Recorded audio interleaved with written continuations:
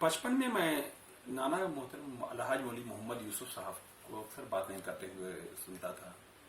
नाना कभी मौलाना रूम की बातें करते थे, कभी इब्ने अरबी की बातें करते थे, कभी हज़रत अवेशकरनी रज़ियल्लाहु ताला अन्हु की बातें करते थे, कभी हज़रत इमाम बस्तामी रहमतुल्लाह अलैह की बातें करते थे, बायज़ीद बस्तामी रहमतुल्लाह अलैह की बातें करते थे। तो मैं अक्सर सोचता था कि ये लोग इतनी अच्छी जिंदगी कैसे गुजारते हैं। तो इस कोरोना लॉकडाउन में मुझे पढ़ने का मौका मिला और कोई ऐसी रुझान नहीं थी, तो मैंने काफी गहराइयों से मौलाना रूम इब्ने अरबी को पढ़ने की कोशिश की। मैंने देखा कि जब मौलाना रूम इब्ने अरबी को पढ़ा तो मुझे ऐसा लगता था कि जैसे नाना मोहम्मद यूसुफ साहब जो वो मौलाना रूम को पढ़ते ही नहीं थे, बल्कि उनको जिंदगी को, इब्ने अरबी और मौलाना रूम की जिंदगी को फॉलो करते थे।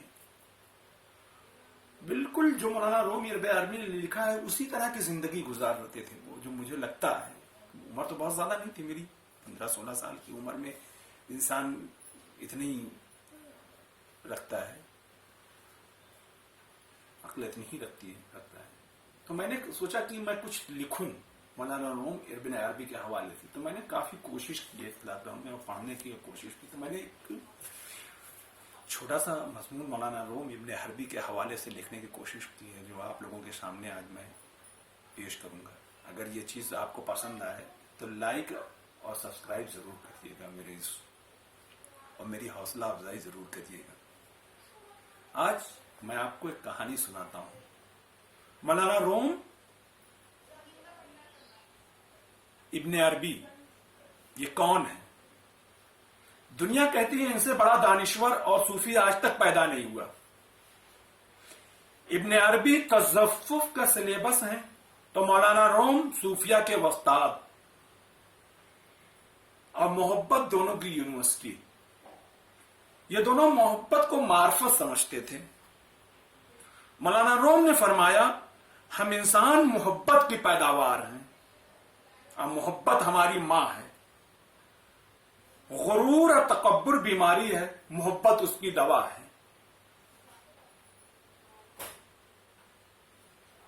कहते हैं एक दिन कोनिया के सरदारुल उलमा जलालुद्दीन रूमी अपनी नायाब किताबों के साथ किसी तालाब के किनारे बैठे दर्स तरदीस में मशगूल थे।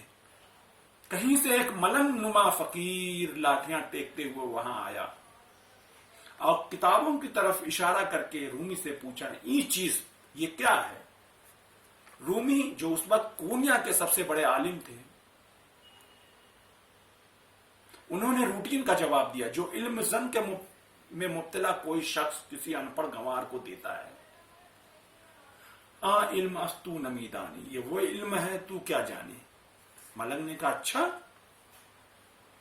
आगे बढ़कर किताबें उठाई और सारी तालाब के अंदर डाल दी। रूमी का रंग उड़ गया। उसने फकीर से कहा, दुखी लहजे में कहा, फकीर ये तूने क्या कर दिया? इसमें इल्म का एक खजाना था जिसे तूने दुनिया को महरूम कर दिया। याद रहे तब किताबें हाथ से और कच्ची स्याही से लिखी जाती थी। फकीर ने कहा बहुत कीमती किताबें थी। मौलवी साहब बोले बहुत कीमती। फकीर ने कहा अच्छा, और किताबें तालाब से निकालकर बाहर रख दी, सारी और सारी ही खुश्क। मौलवी रूम चिल्ला उठे, ये चीज ये क्या है? शाह शम्स तबरेज ने जवाब दिया, इल्म अस्तु नमीदानी, ये वो इल्म है जिसको तू नहीं जानता। ये कहकर शाह शम्स तबरेज चल पड़े। इधर मौलाना रूम के अंदर की दुनिया जैसे उलट पुलट चुकी थी। अपनी दस्तार फेंक کر شاش تمریز کے پیچھے بھاگے اور جا کر ان کے قدموں میں گر پڑے. خدا کے لیے مجھے معاف کر دیں اور مجھے اپنے قدموں میں جگہ دیجیے. یہ سچ کہتے ہیں ہی چیز خود بخود چیزیں نشد، ہنچ آہے خود بخود تیغے نشد، مولوی ہرگز نشد مولائے روم، تا غلام شمس تبریزی نشد. فرمایا سچائی کے بے شمار راستے ہیں، لیکن میں نے اپنے لیے محبت کا راستہ چنا. فرمایا اگر تم عظمت کی بلندیوں کو چھونا چاہتے ہو تو اپنے دل میں انسانیت کے لیے محبت آباد کر لو. تمہاری اصل ہستی تمہاری سوچ ہے، باقی تو صرف خالی ہڈیاں اور گوشت ہیں. اپنی آواز کے بجائے اپنے دلائل کو بلند کرو. پھول بادل کے گرجنے سے نہیں اگتے بلکہ برسنے سے اگتے ہیں. کہا جاؤ پہلے خود کو ڈھونڈو تاکہ تم مجھ کو پا سکو. تھوڑی دیر کے لیے قبرستانوں جایا کرو اور خاموشی سے بیٹھ جایا کرو. ان بولنے والوں کی خاموشی کو دیکھو، میں کی غم نہ کرو. جو کھو رہے ہو وہ اور کسی شکل میں واپس آئے گا. گویا میں نے بے شمار انسان دیکھے ہیں جن کے بدن پر لباس تھا، اور ایسے بے شمار انسان دیکھے ہیں لباس والے دیکھیں جن کے اندر انسان نہیں تھا. فرمایا پہل میں نے ان کی تلاش میں تھا، اب وہ مجھ میں ہے، میں کھو گیا ہوں. یہ معرفت تھی جس کی تلقین مولانا روم پوری زندگی کرتے رہے. ابن عربی فرماتے ہیں ابن عربی نے بھی محبت کو ڈیکوڈ کیا اور معرفت تک پہنچ گئے. ابن عربی معرفت کو پہچان کہتے تھے اور فرمایا کرتے تھے کہ اپنے آپ کو پہچاننا پھر اللہ کی پہچان، یہ معرفت ہے. میری زبان میں، میں اپنی زبان میں اس کو جیسے کہتا ہوں، صرف ریئلائزیشن، شعوری دریافت، انٹلیکچوئل ڈسکوری. ہم انسان زندگی بھر کرتے رہتے ہیں لیکن ہم سوچ نہیں سکتے. یہ سمجھیے کہ زندگی معرفت کا آغاز ہے اور موت معرفت کی تکمیل ہے. ابن عربی معرفت کو 3 حصوں میں تقسیم کرتے ہیں. پہلی معرفت رویت ہے، یہ صرف پیغمبروں کو نصیب ہوتی ہے. اللہ تعالیٰ وحی کے ذریعے انہیں اپنی معرفت نصیب کراتا ہے. دوسری قسم عاجزی ہے. اگر انسان یہ سمجھ لے میں اس کائنات کی عاجز ترین مخلوق ہوں، میں کچھ نہیں ہوں، یہ کوئی اور ہے جسے میں پتلا بن کر زندگی گزار رہا ہوں، تو یہ معرفت کی دوسری قسم کو پا لیتا ہے. حضرت علی رضی اللہ تعالیٰ عنہ نے دوسری قسم کو اس طرح واضح کیا ہے کہ میں نے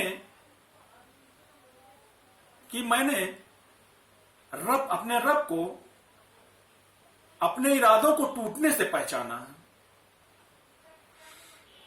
ہم انسان کام کرنے اور کام کو انجام تک پہنچانے میں ناقص ہیں. ہم میں سے کوئی نہیں جانتا کہ ہم فصل بونے کے بعد کاٹ بھی سکتے ہیں یا نہیں. ہم فصل بونے کا ارادہ ضرور کر سکتے ہیں. حضرت علی رضی اللہ تعالیٰ عنہ کا فرمان ہے کہ میں نے اپنے ارادوں کو ٹوٹنے سے اپنے رب کی شناخت کی اور یہ مہر لگا دی کہ انسان کس قدر حقیر ہے. ہماری کیا مجال ہم اپنے ارادوں پر قائم رہ سکیں. عاجزی کی آگاہ معرفت کی دوسری قسم ہوتی ہے. اور تیسری قسم معرفت اختیاری کہلاتی ہے. ہم باحیثیت انسان کیا کیا اختیار رکھتے ہیں، کیا کیا کر سکتے ہیں. یہ آگاہ معرفت کی تیسری قسم ہے۔ صوفیاء اکرام معرفت اختیاری اور معرفت عاجزی کے ماہر ہوتے ہیں۔ یہ دونوں دائروں کے درمیان رہ کر کائنات کے تمام رموز جان جاتے ہیں۔ ابن عربی اور مولانا روم کا خیال تھا معرفت کے ان دونوں دروازوں کی صرف ایک ہی چابی ہے، اور اس چابی کا نام ہے محبت۔ آپ کے ہاتھ میں اگر محبت کی چابی ہے تو آپ معرفت کے دروازے کھول لیں گے، ورنہ دوسری صورت میں آپ پوری زندگی بھٹکتے رہیں گے، آپ اندر داخل نہیں ہو سکیں گے۔ آپ حضور صلی اللہ علیہ وسلم معرفت کے پرنسپل تھے۔ اسی لیے شیخ حسان بن ثابت رضی اللہ تعالیٰ عنہ نے حضرت صلی اللہ علیہ وسلم کی شان میں جو 4 لائنیں لکھی ہیں، وہ آج تک اس سے شعر لکھا نہیں گیا۔ وَآسَنَ مِنْكَ لَمْ تَرَ قَطُّ عَيْنِي وَأَجْمَلَ مِنْكَ لَمْ تَلِدْ النِّسَاءُ خُلِقْتَ مُبَرَّأً مِنْ كُلِّ عَيْبٍ كَأَنَّكَ قَدْ خُلِقْتَ كَمَا تَشَاءُ۔ حضور صلی اللہ علیہ وسلم کی جو انہوں نے خاکہ بیان کیا ہے، اس سے اچھا شعر آج تک نہیں لکھا ہے۔ آپ حضور صلی اللہ علیہ وسلم میں ایک دن مسجد میں بیٹھے ہوئے تھے، ایک صحابی نے عرض کیا ہے یا رسول اللہ، دریافت کیا، صحابی نے عرض کیا یا رسول اللہ کون سا عمل افضل ہے؟ جواب دیا اللہ کی معرفت۔ عرض کیا یا رسول اللہ میں علم دریافت کر رہا ہوں، لیکن میں تو عمل دریافت کر رہا ہوں، لیکن آپ تو علم کی تلقین کر رہے ہیں۔ آپ نے جواب دیا علم کے ساتھ تھوڑا سا عمل بہت زیادہ نفع دیتا ہے، اور جہالت کے ساتھ عمل بہت زیادہ نقصان۔ میں نے اس صدی سے سیکھا ہے کہ عمل سے پہلے اس کام سے متعلق علم حاصل کریں، آپ کم محنت میں زیادہ پھل پالیں گے۔ آپ کے پاس اگر علم ہے نہیں ہے تو آپ جتنا بھی چاہیں عمل کر لیں، کریں، اپنے خزانے میں اضافہ ہوتا چلا جائے گا۔ مولانا روم ابن عربی کے معرفت کے بارے میں علم محبت پہ مبنی تھا، اور یہ جان گئے تھے کہ محبت اللہ کی معرفت کی کنجی ہے، اور یہ جان گئے تھے کہ ہم اپنے دل کی قدرت کو جتنا کم کرتے جائیں گے، ہمارا دل اتنا ہی محبت کے نور سے روشن ہوتا جائے گا، ہم اتنے ہی اللہ کی معرفت کے قریب ہوتے جائیں گے۔ اللہ کی ذات معرفت ہے، اللہ اپنے بندوں سے 70 ماؤں سے زیادہ محبت کرتا ہے۔ یہ ہم سنتے بہت ہیں لیکن عمل نہیں کرتے۔ اللہ سے مطابق ہماری سوچ بہت کم ہے، ہم پہنچ بھی نہیں سکتے اللہ تعالیٰ۔ اللہ تعالیٰ کہتا ہے میں تمہاری شارک سے بھی زیادہ قریب ہوں، تم مانگو تو صحیح، لیکن ہم کو مانگنا ہی نہیں آتا۔ ہم کسی کی برائی کرتے ہیں تو ہم یہ بھول جاتے ہیں کہ اللہ ہمارے قریب ہے، تو پھر ہم دعا کے لیے کیسے ہاتھ اٹھاتے ہیں کہ اللہ ہمارے قریب ہے۔ یہ تو بدبخترین لوگوں کے عیبوں پہ پردہ ڈال دے رہتا ہے۔ ابن عربی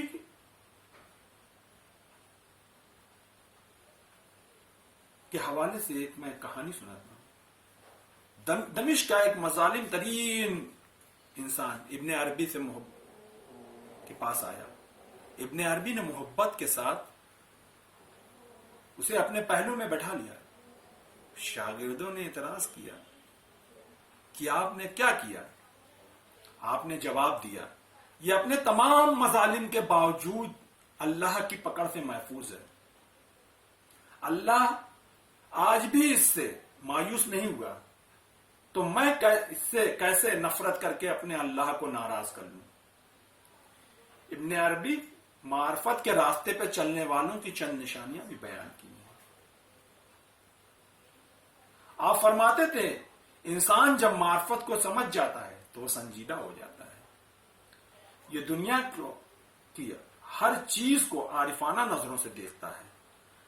یہ شدت کے ساتھ اپنی ذات کا محاسبہ کرتا ہے. یہ اپنی ذات میں سے چھپے کتے کو ایک ایک کر کے باہر نکال دیتا ہے. یہ عبادت کا لباس پہن لیتا ہے. یہ جلوت ہو یا خلوت اللہ کی ذات کے ساتھ جڑا رہتا ہے. یہ اللہ کی ذات کے علاوہ کسی کو اپنی زبان پر نہیں لاتا. یہ اخلاق اور معاملات کو شریعت بن جاتا ہے، معاملات میں شریعت بن جاتا ہے. پوری دنیا میں کوئی شخص اس کی بدزبانی کا گواہ نہیں ہوتا. یہ وعدہ نہیں توڑتا، یہ معاملہ طے کر منحرف نہیں ہوتا. یہ معرفت کے ماحول میں جیتا ہے اور معرفت کے ہی ماحول میں مرتا ہے. یہ معرفت طے کر کے منحرف نہیں ہوتا اور معرفت کی ہواؤں میں ہی سانس لیتا ہے. یہ معرفت کے ہی ماحول میں جیتا ہے. مولانا روم معرفت کے ماننے والوں کی نشانیاں بیان کرتے ہوئے فرماتے ہیں کہ عارف کا دل انسانیت کی محبت سے آباد ہو جاتا ہے. عارف خالی گوشت اور کھوکھلی ہڈیوں سے بالاتر ہو کر سوچ بن جاتے ہیں. یہ محبت کو ماں سمجھتے ہیں اور انسانیت کو اپنا لباس بنا لیتے ہیں. یہ کھو جانے اور چھن جانے پر غمزدہ نہیں ہوتے. یہ خود کو ڈھونڈ لیتے ہیں اور خود کو پا لیتے ہیں. یہ اپنی آواز کو پست اور دلائل کو بلند کر لیتے ہیں. اکثر بیشتر قبرستانوں میں بیٹھ کر مردوں کی خاموشی کی آواز سنتے ہیں. معرفت کیا ہے یہ سمجھنے کے لیے بہت عرصہ لگتا ہے. شاید میں بھی نہیں سمجھ پایا. یہ مولانا روم ابن عربی کی باتیں ہیں جنہیں آپ سمجھیں تو آپ کو پتا چلتا ہے انسانیت کیا ہے. میں اکثر ایسے دیکھتا تھا الحاج مولوی محمد یوسف صاحب نانا کو کہ اسی طرح کی زندگی یہ لوگ گزارتے تھے. کیسے لوگوں کے معاملات کو طے کرتے تھے اور بلائے جاتے تھے اور کبھی باعث نہیں ہوتے تھے. نان مسلم ہو، ہندوز ہوتے تھے، مارواڑی وہاں کے جتنے ہوتے تھے یا جو بھی ہوتے تھے ان کے معاملات طے کرتے تھے. میں نے دیکھا اور بلائے جاتے تو بڑی عزت کی نگاہ سے دیکھتے تھے لوگ.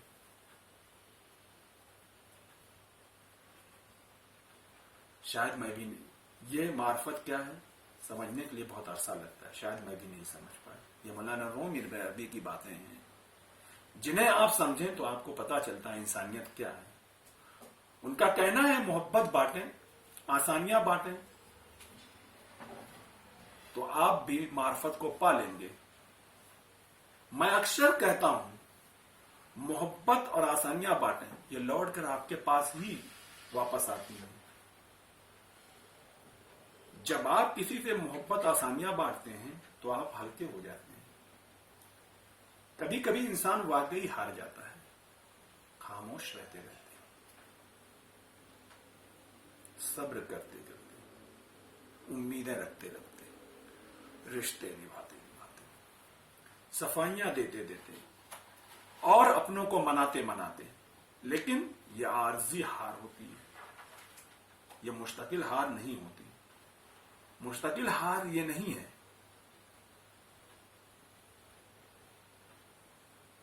ہم میں سے زندہ وہی رہے گا جو دلوں میں زندہ رہے گا. زندہ وہی رہتے ہیں جو آسانیاں بانٹتے ہیں اور محبت بانٹتے ہیں. ملنا بچھڑنا زندگی کا حصہ ہے، لیکن بچھڑنے کے بعد ملنا زندگی کو امید کہلاتا ہے. یہ باتیں تھیں مولانا روم ابن عربی کی. اور میں اکثر دیکھتا تھا میرے نانا محمد یوسف صاحب اکثر یہ چیزیں اپنے عمل میں لاتے تھے اور یہ چیز انہوں نے اپنی زندگی میں اتارا. تو ہم لوگ تو بڑے ناقص ہیں. ہم لوگ سمجھ بھی نہیں پاتے بزرگوں کو اپنے. اگر ایک جیتی جاگتی مثال ہوتی ہے ہمارے بزرگ ہمارے سامنے، لیکن ہم ان کو عمل نہیں کرتے. جب ہم پڑھتے ہیں، جب چیزیں دیکھتے ہیں تب ہم کو سمجھ میں آتا ہے کہ کتنی دور کی سوچ ہوتی تھی. یہ تھی مولانا روم ابن عربی کی باتیں. اگر یہ آپ کو پسند آئی ہو تو لائک اور سبسکرائب کریے گا اور میری حوصلہ افزائی ضرور کریے گا. زندگی رہی تو میں پھر آپ کو کچھ ایسی ہی چیزوں سے روبرو کراؤں گا.